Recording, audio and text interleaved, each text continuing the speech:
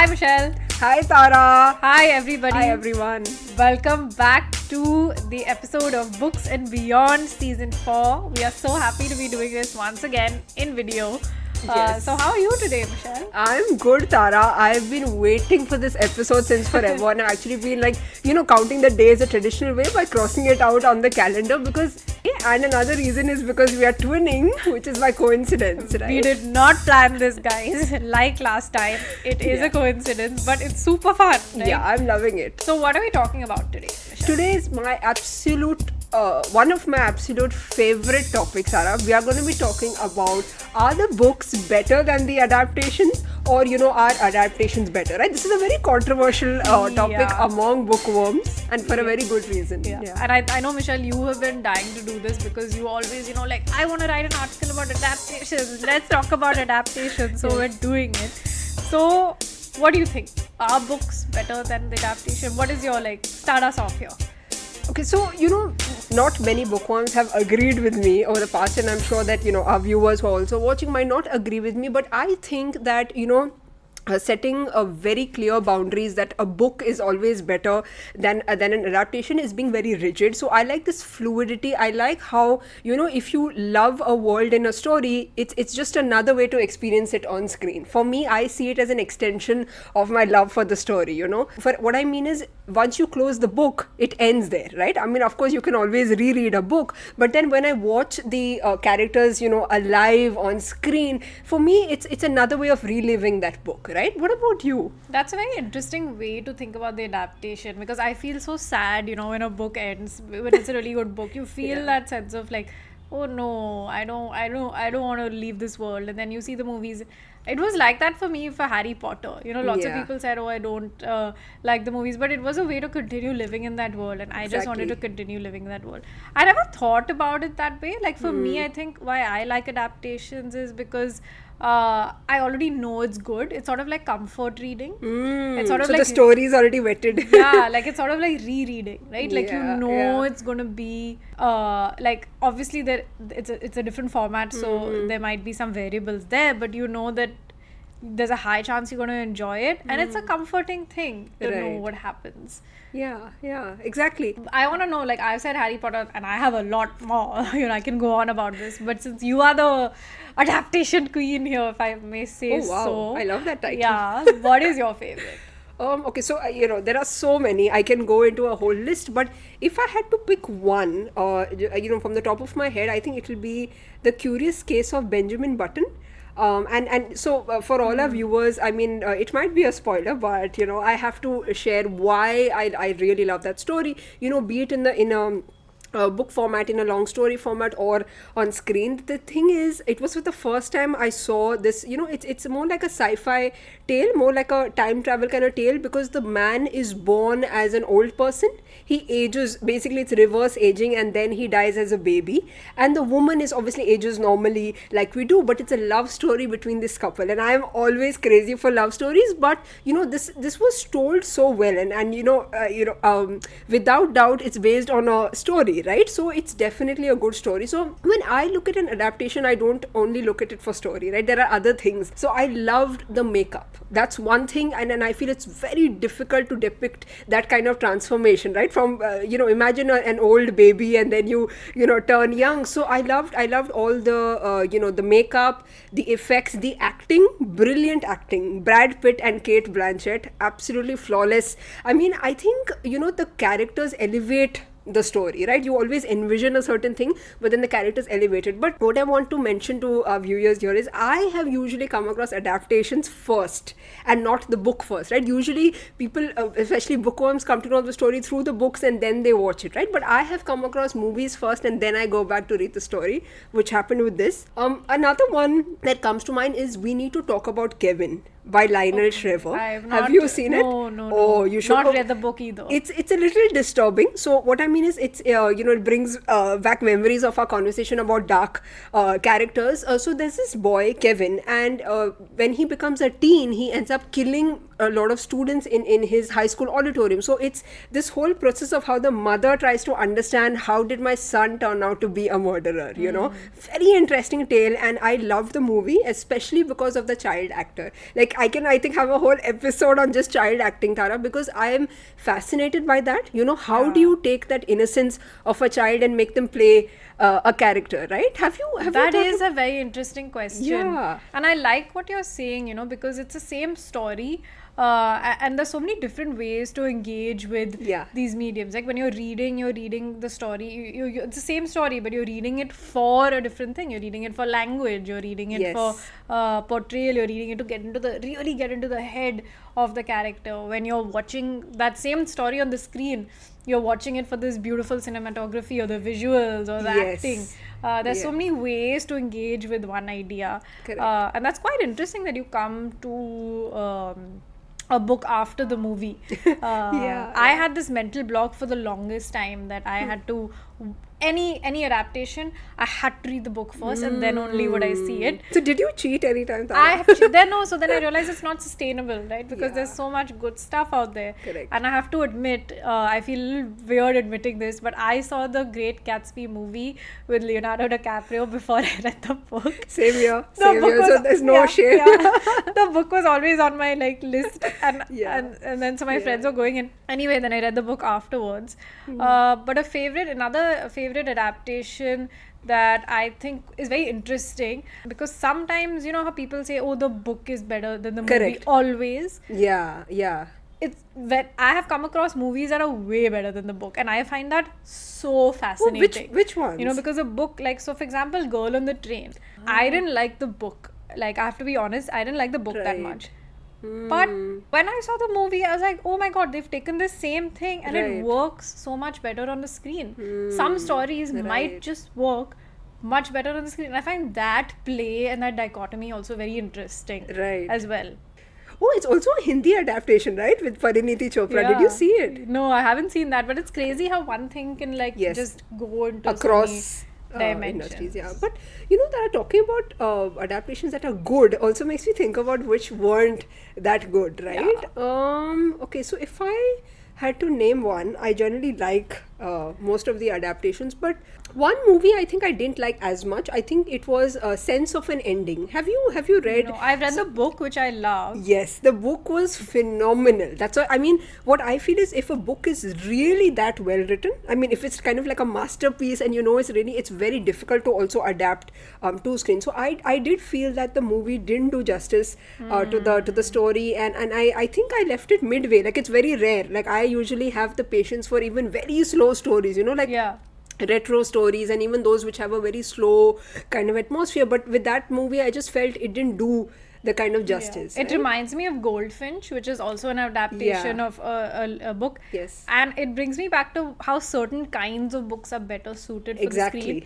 So, you know, like Yeah. when we spoke on our other podcast, which is the Book People, where we interview people from publishing, we spoke to book to screen agent Siddharth Jain, and he said Yes. that literary fiction sometimes doesn't do well on the screen. Yeah. Because in literary fiction, the point is not the action or the visual. Correct. The point is like the play on the language. Yeah, and it's not Yeah. plot. Like, I It's mean, not plot. yeah, and from what Yeah. I've heard, like, most of the literary fiction writers Yeah. say, oh, we don't need a plot Correct. for it. And if you don't have a plot, how can you translate it to the screen? Yeah, and, that's and it also interesting. like makes me think about, you know, nowadays there's this big boom where every single Yes. writer is wanting to go to screen, right? Because it's where the money is. Let's be honest.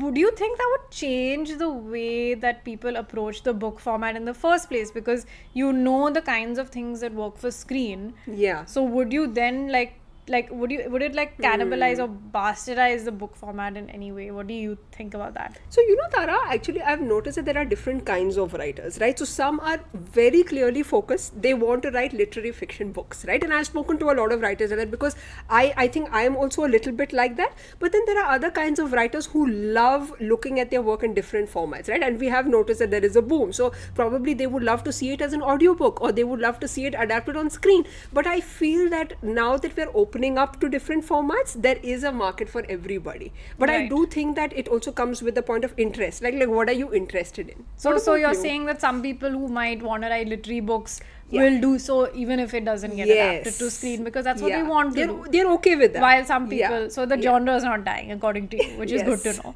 Yeah. But speaking about an adaptation that I dislike, because you spoke Yeah, about yeah. one adaptation that I dislike is The Handmaid's Tale. Now I loved the book. I love Margaret Atwood, and the book was one of the first sort of dystopian fiction books that I read, and it really got me into this whole dystopian Right. fiction genre. So when the series came out, I was sort of very gung-ho about watching it, but they just made it into a sort of like tragedy porn, where You mean they changed the story as well? so the first season they didn't change the story, but then now it's approaching, I think it's fourth or fifth season, where they've really sort of, basically it's about women who are Yeah. very sort of marginalized, and it's a dystopian society where women have no rights, right? So the first season was fine, still okay, it was watchable. Yeah. But it's become tragedy porn, where this woman, the crux of the story is that this woman is trying to escape her situation, Okay. but is not able to. That's the arc. And that's just, you mean and so stretching? that stretch. So it's Okay, all. okay, it's- okay. I didn't like this adaptation at all, because it sort of took a really good, interesting, nuanced literary. One of the very few literary sort of. Yeah, I get it. You things. mean a mix of speculative and Literary and sort of like ruined it a bit. So that's the one that I like. But speaking of. We spoke about the screen, but as you said, there's a content boom, and there are, people writing and things being adapted all across the Yes. format. So you want to talk a little bit about that?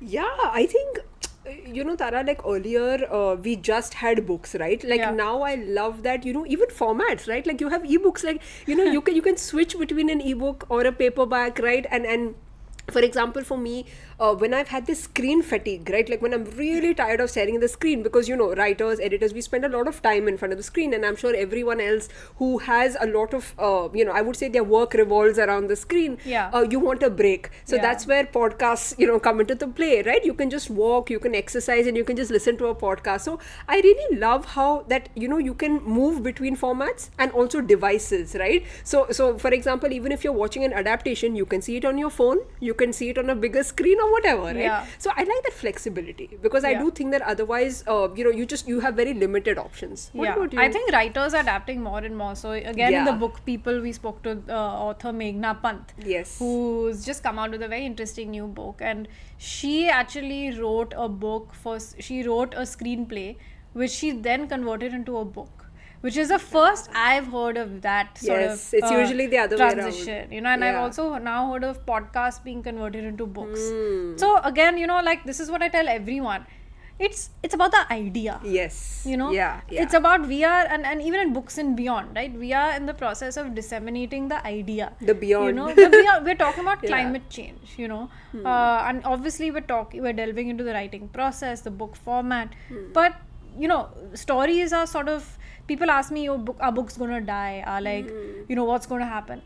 And So I tell them, stories are never going to die. Yeah, and if I can, add to that, Tara, you spoke about climate change. So Yeah. it just triggered a memory of, for example, we loved speaking to Amitav Ghosh about climate change, but that conversation, I would say, it sowed this seed in my mind, and eventually I ended up writing a poem. And Wow. a lot of people say poetry is dying, for Correct. example, right? Yeah. So what I mean is, I am also a person who loves working in different forms. Like what I mean is, even within writing, we are seeing that there are different ways. You can write a screenplay, you can write a poem, a short story, a novel, and you never know, like tomorrow either of them could be adapted. Right. So there is a short story by Franz Kafka, and I love his tales. I mean, of course they are a little dark, but he's known for that thing. And on YouTube you will find an adaptation of a short story, which is it's really interesting, Yeah. because it doesn't have to be a novel, it Yeah. doesn't have to be a full length book. It could even be something as short as a story, and it could be adapted. Yeah. Another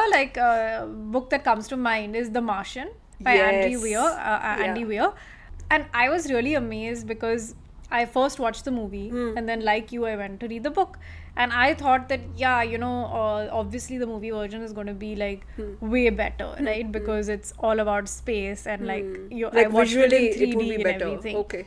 and the book was as good, and it was the same story, but it was like Right. so different. It made me think about like what you say about like keeping it alive, and it then made me think about all these like this Marvel universe, which is all about keeping these myths and you know Yeah. this, and even the Harry Potter now with Grindelwald and all of that. It's all about Yeah. like that world and sort of expanding on that alive. world Yeah, yeah. in like merchandise or like reaction videos on YouTube, Correct. podcasts, or different characters coming up. So, the Martian, Tara, because I know that, people have their own, if there are interests in which genre they like also, right? So, this reminds me of another speculative fiction story. So, the book is called Under the Skin.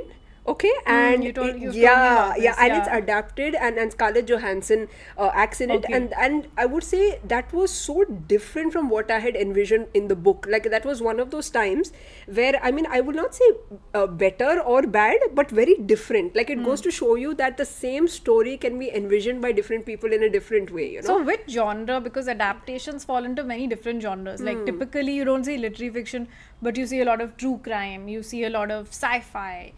What other genres do you see being adapted more than others, and like which do you like? Actually, so I have a very different experience Yeah. here. I've seen a lot of lit fic Really? adapted. Yeah, Like so which I'll give you ones? examples. Yeah. My favorites, okay? I mean, you can stop me if I'm Yeah, yeah. blabbering. So one is Never Let Me Go by Kazuo Ishiguro. That's okay. I loved it. Like, I mean, the But that also adaptation. has a sci-fi version. Correct. Yeah, But yeah. I mean, what I mean is, it definitely has a sci-fi element, but for me, it felt more like a literary, especially the adaptation. Could you give our listeners a line about what that book is about? Yes. As a movie? It's a, I would, very depressing, very sad tale about three friends. Okay, they grow up together in a hostel. It's called Hailsham, and it's set in England and all of that. And it's set in this time where humans are cloned just to donate their organs to someone. So a lot of ethics issues here and many things to think about. But you know what I loved about it, Tara, is the relatability. I loved the friendship element. I loved the love aspect of it. So very, very relatable aspects, but converted really well to the screen. So honestly, when I read the book, it's written in a epistolary format. So epistolary format means when you write it in diaries, when you write it in letters, right? And I didn't envision that this could be on screen. You see what I mean? Like, there are some kinds which you can't imagine that there'll be an adaptation, but the adaptation was brilliant. And they retain the epistolary format? No, they didn't. They didn't. And in fact, if I, maybe it's controversial, but I thought the movie was a little better than. Wow. Yeah. And this is Kazuo Ishiguro talking Yeah, no, about. really, I felt that the movie Okay. was way better Yeah. because it was concise. Like, Yeah. I mean, and so there are a lot of other literary fiction. I'll just name a few. So there's A Clockwork Orange, Not seen. set in a dystopian. This I will not See, recommend. that's another thing I'm picking up. Dystopia. Yeah. No. But what I would like to say is these are mostly known as literary fiction. What I mean is, even this categorizing can happen. That some books can be called both. So this could be dystopia and literary fiction. I have one that is purely lit fic that is coming to my which mind. one? Call Me by Your Name. Yeah. What a beautiful movie. That was so artistic, so Yeah, poetic. yeah, You're yeah, right. yeah. That fits Yeah, more of a yeah. lit fic. Another one that comes to mind is One Flew Over the Cuckoo's Nest. Have you seen that, Tara? So it's set in a mental asylum. Oh gosh, I'm going through all these dark stories. theme But here. yeah, but it's a lit fic. It's a novel. It's set in a mental asylum. But what I liked about it, Tara? See, we talk about patriarchy. We have seen a lot of stories where patriarchy affects, right? So this was about matriarchy. Women rule the mental asylum, and the inmates are men. So it kind of shows you the kind of God. like the upbringing or the matriarchy that can have. So yeah, I think like historical adaptations do really well. Like, I like to watch a lot of those. Right, so right. like a few that come to mind is the Guernsey Literary Society, Yes. which is Yeah. such a beautiful book. It's set after World War II, in the aftermath of World War II, where a writer discovers a book club. Yeah, secret society. Secret Yeah. society in a little island off the coast of England, and how inculcating herself into Yeah. that book club changes her life, and also helps her recover from her experience of the Yeah. war. That was a beautiful, because of visuals and that English countryside. I love Yeah, these yeah. historical elements So I because have they a question translate for really you, well. Tara, because since you watch a lot of historical fiction, right? Do you feel that they do justice to the time period? Now, that's one thing which I've always thought of. Like, I mean, of course, you can recreate things, but what I mean is, have you ever felt when you've watched that this is a simulation, that this is not like probably set. Actually, like not, you know. Actually, I feel like it comes more alive. I'll tell you the difference. Like sometimes like sometimes, you know, like when you travel to a historical place or when you're reading these historical fictions, Yeah. you imagine yourself in that time period, and that's Right. what's also like the beauty of that. Yeah. Like another book that was really good was Victoria and Abdul, where there was this an Indian guy who is Queen Victoria takes him as a servant to her palace, and they become really good friends, and it causes a lot of controversy. So one is that obviously when you're reading it, you have that ability to put yourself and imagine yourself in the situation. To travel time. But then there's some limitations. Like I personally feel there are limitations of my imagination where I would really want to see it in front of me. And I want to see all the people, the crowds, you know, I want to paint that picture because it's so vivid. Historical fiction lends itself to such vivid images, and that's why I like these kind of movies. I feel they do actually a really good job with the costumes, and especially the ones that I've seen. No, that's interesting because see, that's our only way to travel. I mean, Travel. In one way, that's our only way to go back in time, right? Like when Yeah. you read something, it might not be that What visual. about crime adaptations? Because I don't read that much crime. I read more lit fic and historical fiction. Right. I read across genres, but there are obviously some genres that contribute more to adaptations, like crime, fantasy, and we can go on forever. But what I want to ask is that, you know, now what's happening is that when a writer starts a project with the idea, which you're talking about at the idea level, they started only thinking it'll be adapted into various. So it's not like they're writing a book which will then be adapted. They think of it as something that already will be able to be adapted to podcast or book or web series or something like that. For example, Modern Love, you know, the column, which was a series of essays and then made into a podcast and a show. Right. Very clearly conceptualized also like that. The newer essays that have been sort of commissioned. So as a writer, you know, if somebody has an idea, a great idea, and they want to write it in a way that it can be shown into many different platforms, how do you think they can begin this? Oh, that's interesting. Actually, you know, Tara, maybe I can share a little bit about my process. Yeah. So when I get an idea, I almost always try it out in different ways. So what I mean is I experiment beginning itself, like with one para, like could it be a poem? Could it be a short story? Does it have enough meat or potential to be a longer story, right? And the reason I do it in the beginning itself is because, of course, you know, you spend a lot of time and energy in envisioning and writing it in one format, and then probably you realize it's not the right one. So what I think is, you know, like you said, if for example a writer wants it to be available in different formats, you know, write a pilot. For example, write a pilot episode that could probably be a first episode of a web series, write a pilot episode that could go up as a podcast, and write a pilot of a story that could either become a novel. So I do think that saves a lot of effort and time and energy, and then you also know what you'd like to work on first. I love this method. Like, I feel like if you don't try, you don't know, but then you also have to save your time. So just like dip your foot into it and then you'll see. That's a really good method, and I think that our viewers might be very interested. I, for one, can't wait to see what comes out of our community. I, for one, can't wait to see what our creators come up with. We have so many amazing, talented people in our community creating across formats, whether it's a podcast or a YouTube, like how we're making this podcast, YouTube, movie, and the other things that we've spoken about. And even in Bound, you know, it's about the idea, you know, that's why we call books and beyond. And it's all about this age of boundless creativity, where we're looking at stories at the idea level, and then we're seeing where that opportunity is and how to fit our creators and our storytelling with that opportunity. So for example, what we're doing now is, as you know, we're creating a lot more podcasts with that view across subjects and across, you know, genres, with obviously that focus on curating the best of human wisdom from India and showcasing it to the world. Because I, for one, think there's so much in India, and as they say, the best idea wins. The best idea wins, and it just, there's a treasure trove of content and stories out there. And that's what we are very excited about. As you know, we have some amazing creators that we are working with to create podcasts and other forms of content And we're always looking for new people to work Yes. with and new creators. So if you do have an idea, you can feel free to reach out. Anytime. We are always looking for it. Yeah. So, Tara, I wish this episode goes, longer and longer, because I can, talk about stories on all formats any time of the day.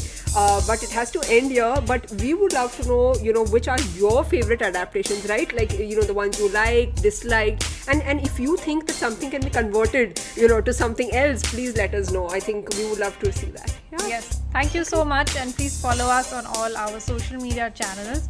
We're at Bound India. And please do not forget to subscribe to this channel if you like our videos. Looking forward to seeing you next time. Yeah, so we'll be back next Wednesday with another episode.